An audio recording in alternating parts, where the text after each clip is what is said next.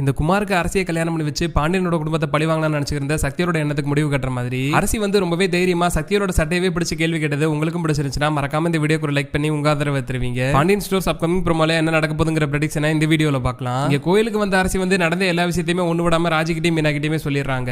ராஜி மீனா ரெண்டு பேருமே வந்து அரசிக்கிட்ட எவ்வளவு தூரம் எடுத்து சொல்லி பாக்குறாங்க. ஆனா ரெண்டு பேரும் சொல்றதை சுத்தமா கேட்காம அரசி வந்து ரொம்பவே பிடிவாதமா இருக்காங்க. நீங்க எனக்கு ஏதாவது உதவி பண்ணணும்னு நினைச்சீங்கன்னா தயவுசெய்து இந்த விஷயத்தை மட்டும் வீட்டுல இருக்க யாருக்கிட்டுமே சொல்லிடாதீங்க. அப்பா அம்மா ஏற்கனவே ரொம்பவே உடஞ்சு போயிருக்காங்க. இந்த நிலைமையில கல்யாணம் வேற நின்னு போயிருச்சு.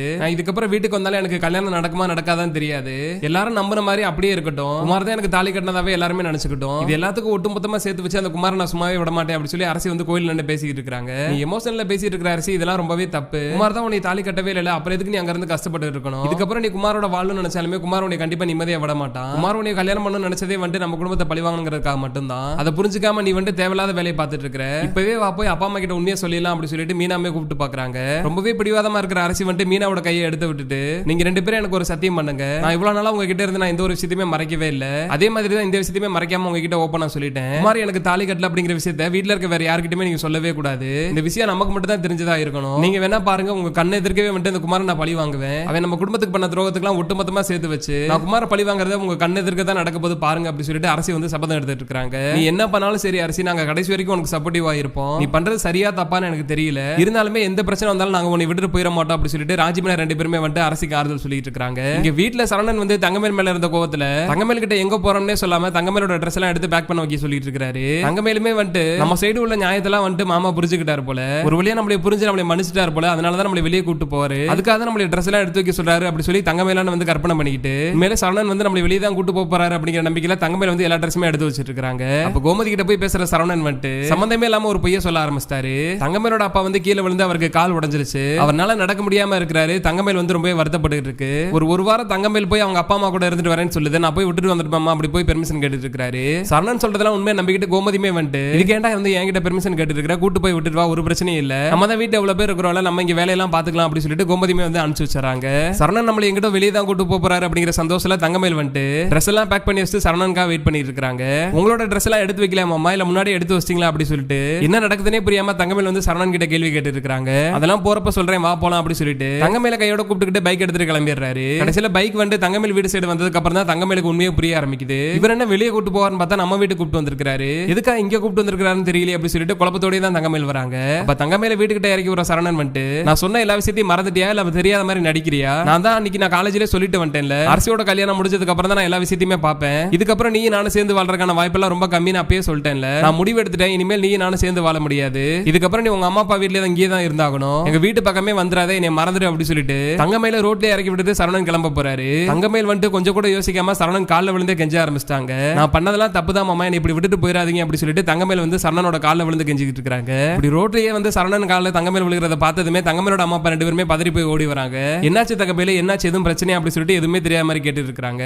இதனால ரொம்பவே கடுப்பாகிற சரணன் வந்து எப்படி உங்களால கடைசி வரைக்குமே நடிச்சுக்கிட்டே இருக்க முடியுது? தங்கமேல இப்ப நான் எதுக்காக கொண்டாந்து இங்க விட்டுருக்கிறேங்கிறது உங்களுக்கு தெரியாதா? தங்கமேல எதுக்காக என்கிட்ட கெஞ்சிட்டு இருக்குங்கிறது உங்களுக்கு தெரியாதா? ஒட்டுமொத்த குடும்பமே இப்படி நடிப்புக்கார குடும்பமா இருக்கீங்களே அப்படி சொல்லிட்டு கொஞ்சம் கூட யோசிக்காம சரணன் வந்து தங்கமேலோட அம்மா அப்பா ரெண்டு பேருமே ரொம்ப அவமானப்படுத்துற மாதிரி பேசிட்டு இருக்காரு. வெளியே நின்று பேசாதீங்க, எதனாலும் உள்ள வாங்க பேசிக்கலாம், அக்கம் பக்கத்துல இருக்கவங்க எல்லாம் பாத்துட்டு இருக்காங்கன்னு சொல்லிட்டு தங்கமேலோட அம்மா அப்பா எவ்வளவு தூரம் சொல்லி பாக்குறாங்க. ஆனா சரணன் வந்து இதெல்லாம் சுத்தமா காது கொடுத்து கேட்கற மாதிரியே தெரியல. எல்லாருக்கும் தெரிஞ்சா தெரியட்டும், நீங்க போய் சொல்லி தானே கல்யாணம் பண்ணி வச்சீங்க, நீங்க ஏமாத்துக்கார குடும்பம் அப்படிங்கிறது ஊர்ல இருக்க எல்லாருக்குமே தெரியட்டும் அப்படி சொல்லிட்டு சரணன் வந்து இன்னுமே சத்தமோடு பேச ஆரம்பிக்கிறாரு. உடனே தெளிவா யோசிக்கிற பாக்கியம் வந்துட்டு இதெல்லாமே புரோக்கரோட ஐடியா தான். தங்கமேல் வந்து எம்ஏ முடிச்சிருக்குன்னு சொன்னாதான் டக்குன்னு தங்கமேல் கல்யாணம் முடியும்னு சொல்லிட்டு புரோக்கர் தான் ஐடியா கொடுத்தாரு. அதனாலதான் நாங்க அப்படி போய் சொன்னோம், மத்தபடி உங்களை ஏமாத்தணும்னா நாங்க நினைக்கவே இல்லை அப்படி சொல்லிட்டு பாக்கியம் நடிச்சிட்டு இருக்காங்க. பாக்கியம் இப்பயும் நடிக்கிறாங்க அப்படிங்கறத புரிஞ்சுக்கிட்டு சரணன் வந்துட்டு நீங்க என்னதான் அழுது டிராமா பண்ணாலுமே இதுக்கு மேலே நான் நீங்க சொல்றதெல்லாம் நம்ப மாட்டேன், நான் முடிவு எடுத்ததான் என்னால இந்த முடிவுல இருந்து மாத்திக்க முடியாது. தங்கமேல என்னை ஏமாத்தின விஷயத்தை நான் கண்டிப்பா வீட்டை சொல்லதான் போறேன். இப்ப எங்க வீட்டுல நிறைய பிரச்சனை போய்கிட்டு இருக்கு. இந்த அரசியோட விஷயத்துல எங்க அம்மா அப்பா ரெண்டு பேருமே ரொம்ப உடஞ்சு போயிருக்காங்க.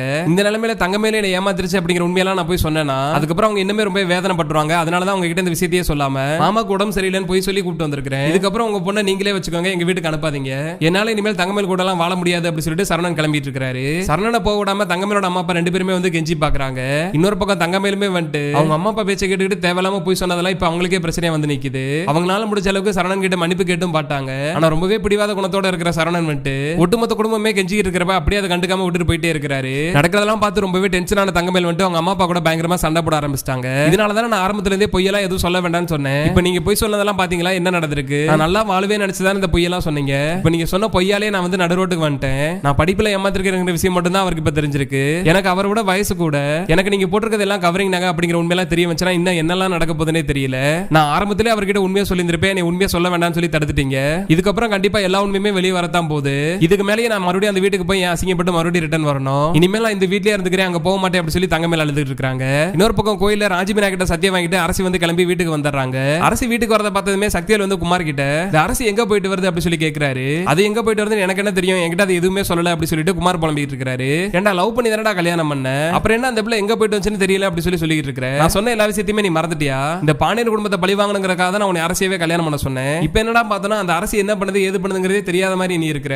போய் அரசிட்ட கேளு எங்க போயிட்டு வந்த, ஏன் சொல்லாம போனேன்னு போய் கேளு போ அப்படி சொல்லிட்டு குமார் மிரட்டிட்டு இருக்காரு. ஆனா குமார் வந்து அரசி மிரட்ட பல விஷயங்களை நினைச்சு பார்த்துட்டு இருக்காரு. மறுபடியும் போய் நம்ம அரசி கிட்ட பிரச்சனை பண்ணோம்னா அரசி பயப்படாம நம்ம மேல கை வச்சாலும் வச்சிரும். எதுக்கு தேவையில்லாத வேலை அப்படி சொல்லி பயப்படுற குமார் வந்து எதுவுமே பேசாம அமைதியா நின்னுட்டு இருக்காரு. இந்த பாண்டியனோட பசங்களை பார்த்து தான் பயப்படுறேன்னா இப்ப பாண்டியனோட மக அரசியை பார்த்து நீ பயப்பட ஆரம்பிச்சிட்டியா? இந்த பிரச்சனை நான் எப்படி ஹேண்டில் பண்றேன் பாரு அப்படி சொல்லிட்டு சக்திவேல் வந்து அரசியை தடுத்து நிப்பாட்டி வீட்டுல இருக்க யாருக்கிட்டயுமே சொல்லாம எங்க போயிட்டு வர, கட்டம் புருஷன் வீட்டுல இருக்கிறப்ப குமார்கிட்டே சொல்லாம நீ பாட்டுக்கு எங்க வெளியே போயிட்டு வர, எங்க கிட்ட சொல்லாம நீ எங்க போயிட்டு வந்த அப்படி சொல்லிட்டு சக்திவேல் மிரட்டுற மாதிரி அரசியை கேட்டுட்டு இருக்காரு. ஆனா கொஞ்சம் கூட பயப்படாம அரசி வந்துட்டு நான் எங்கேயோ போவேன், நான் ஏன் உங்ககிட்ட சொல்லணும், உங்க பையனுக்கு கேட்கறதுக்கு தைரியம் இல்லாம நீங்க வந்து கேக்குறீங்களா அப்படி சொல்லிட்டு அரசி கொஞ்சம் கூட பயப்படாம சக்திவேலை எதிர்த்து கேள்வி கேட்க ஆரம்பிச்சிட்டாங்க.